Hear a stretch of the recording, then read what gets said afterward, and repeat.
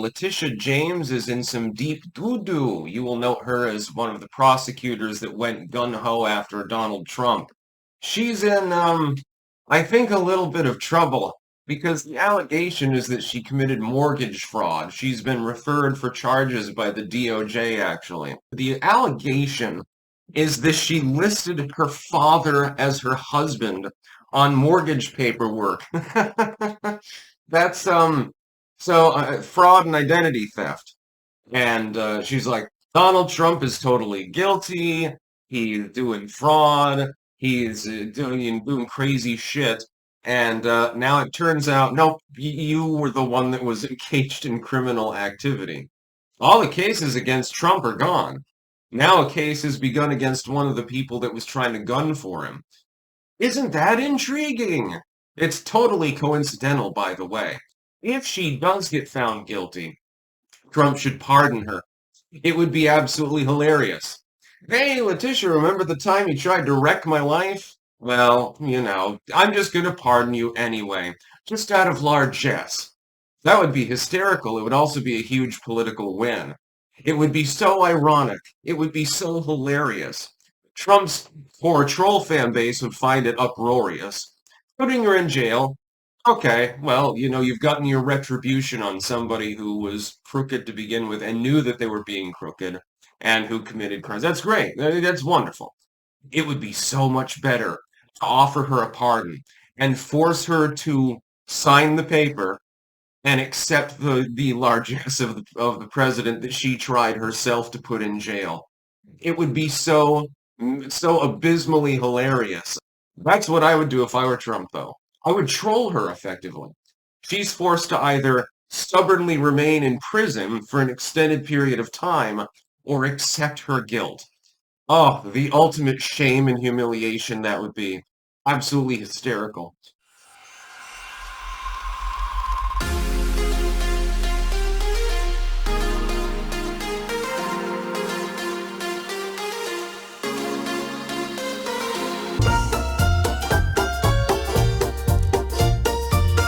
No. Wait. Wait.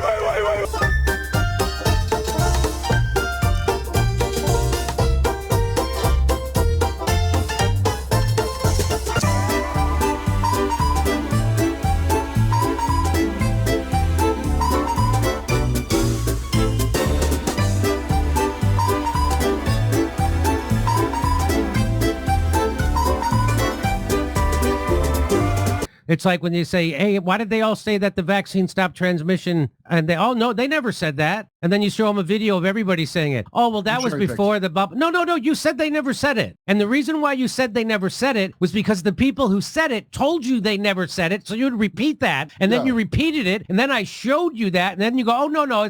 So the same people who lied to you that it stopped transmission are the same people who lied to you said they never said it. So does you ever catch on that they're lying about everything at every fucking turn? And I got to say the Academy Award goes to Bill Maher for pretending to be shocked to discover that politics is just really pro wrestling for people who think they're better than WWE fans. Of course it is. Dude, my friend that was here, I can't remember what we were talking about. He asked me if I believed in God, and he did like a 2007 Reddit atheist. Here's what, you believe in a man in the sky? And then he goes on to tell me he thought Epstein committed suicide. Ha! Can you believe that Elon is a billionaire buying politicians? I know. Billionaires should not be running the country, man.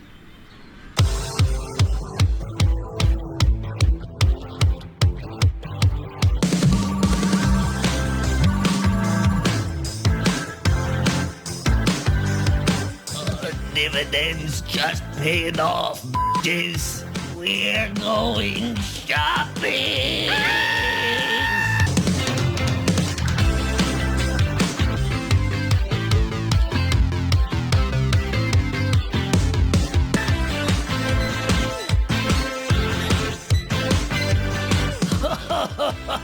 Literally would just do whatever you tell him.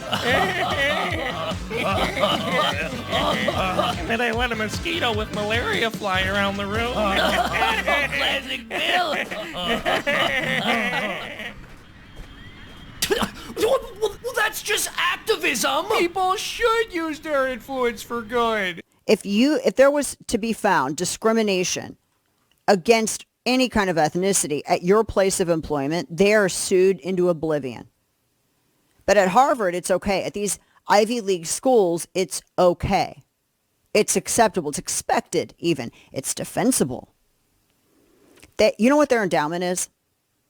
$53 billion. Good Lord. And they are raising hell over $2.2 billion. So they have the audacity to say it's so authoritarian. You're not owed this money.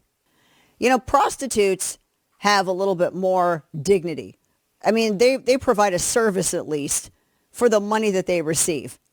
And they're mad because, Trump, he's freezing our funding. Education's going to die. Babylon Bee headline, Harvard installs Jew detectors at all entrances. Yeah. Mm-hmm. Sean Davis notes that Harvard is a tax-free hedge fund with 53 billion. I think you know what? Hammer all these universities. If I was forced to run for office, I would only be in for one term. And I would make every enemy on God's green earth. They'd probably kill me in office. No joke. They'd probably take me out in a second. But it would be real fun right up until that point.